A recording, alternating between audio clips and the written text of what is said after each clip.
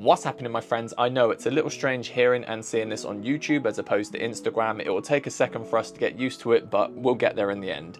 Anyway, let's get this show back on track. What's happening, my friends? This is just a quick recap of my recent experience of playing the Pokémon GO Fest 2025 event in Paris, France. Now, with all that being said, let's jump into Pokémon GO. So for those of you that don't know, going into the event, I was focusing on 3 key stats, which was my total amount of Pokémon caught, which at that time stood at 378,139. My total amount of XP stood at 669,324,000, and my total Stardust, which stood at a total of just over 25 million. Fast forward to when the event suddenly finished at 5 PM and not 6 PM, more on this later. I took a screenshot of those stats again, and at that time my total amount of Pokemon caught stood at a total of 379,585, my total XP stood at 673,339,000, and my total Stardust stood at just under 26 million. So as previously mentioned, the event was meant to finish at 6 PM and not suddenly when it did at 5 PM. This was due to a severe weather warning, and due to the advice of the local authorities, everyone had to leave the park a little bit earlier than expected. This meant that all of the Pokestops and gyms within the park would suddenly disappear, and literally there was no Pokemon spawning in the wild. This wouldn't have been much of an issue, but when everything stopped, I needed to complete my final collection challenge, and all I needed was one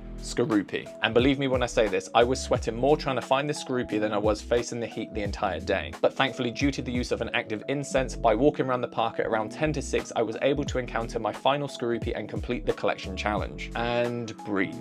Looking back on these stats and being completely honest, I'm not 100% satisfied. Even though all of these stats were achieved from playing one day of the event, I still think I could have done much better. Therefore, I plan to smash these stats during the 2 days of Pokémon GO Fest Global at the end of the month. Now it's time to take a look at all of the shiny Pokémon we got during the event. So if we go ahead and search for age 0 to 4 and shiny, you can see that from the event I managed to catch a total of 26 shiny Pokémon. Now I know it's showing 27 Pokémon, but the shiny Zamazenta was caught the day after the event, so it doesn't actually count on this occasion. If we go ahead and keep this to be most recent to be the top and go to the very beginning, you can see that my day started with this shiny Teddiursa. If we quickly go ahead and look through, you can see that my second shiny of the day was the brand new release shiny costume Phalanx, known as Trainlinks. This was one of my target Pokemon of the event, and to get this so early on in the day was such a huge win. If we quickly just go through and take a look, you can see that I got myself a shiny red striped Basculin, which means all I need is the blue striped Basculin to complete the shiny family. As you can see, I got myself another costume shiny Phalanx, which means I can use this for a leverage trade in the future. So if you need one,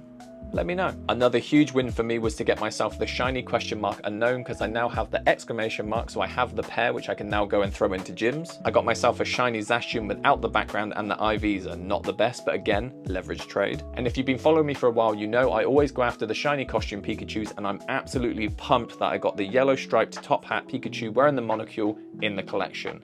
Let's go. As you can see, I got myself another shiny Zacian with the IVs of 13, 15, 14, which with the release of the bottle cap coming soon to Pokemon Go, I could make this a Shundo. Maybe. Speaking of Pokemon with the background, if we go ahead and clear the shiny tag and put background, you can see that from the event I got myself 13 Pokemon with the unique Paris background. Again, the Articuno doesn't count as I caught this on Saturday when I got back home. So if we go ahead and pick this Zacian, you can see what the unique background looks like for Paris. That's pretty nice. Speaking of unique backgrounds, I have an interesting story to tell you about this Gigantamax Inteleon. Whilst we were taking shelter from the heat, we heard an announcement that there was going to be a special Gigantamax battle taking place in a few minutes. As we slowly walked to the power spot and jumped into the lobby, you can see that there was a total of 835 Pokemon trainers in this lobby, which is just insane. And from this you can see that I was in team 200 out of 209. Insanity. Once the battle began, you can see that there was a total of 2,485 Pokemon ready to take on Gigantamax Inteleon. I can say this for the record, Gigantamax Inteleon didn't stand a chance. So why am I telling you this? Well, after we successfully defeated Gigantamax Inteleon, I caught this one with the unique background, and the IVs were a 13, 15, 13. Which means again, with the upcoming release of the bottle cap, I could make this a 100% Gigantamax Inteleon. Maybe. Speaking of 100% IV Pokemon, if we go ahead and clear the background part of the string and put 4-star, after 1,455 catches, I was able to get myself one 100% IV Pokemon, which was this Wiglet. Now it may not seem spectacular, but I'm more than happy to add this into my 100% IV collection. Speaking of which, if we go ahead and clear all of this part, you can see that this Wiglet was my 391st 100% IV Pokemon. This means the countdown to 400 100% IV Pokemon is on.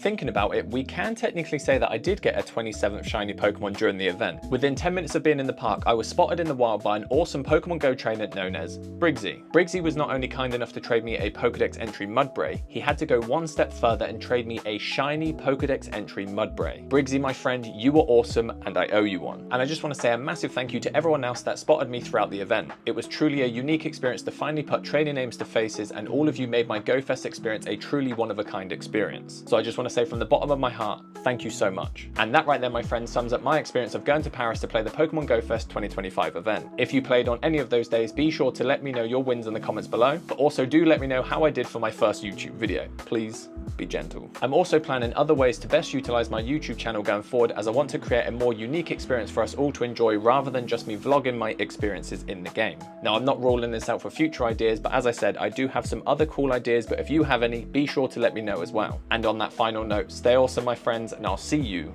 in the next one. Peace.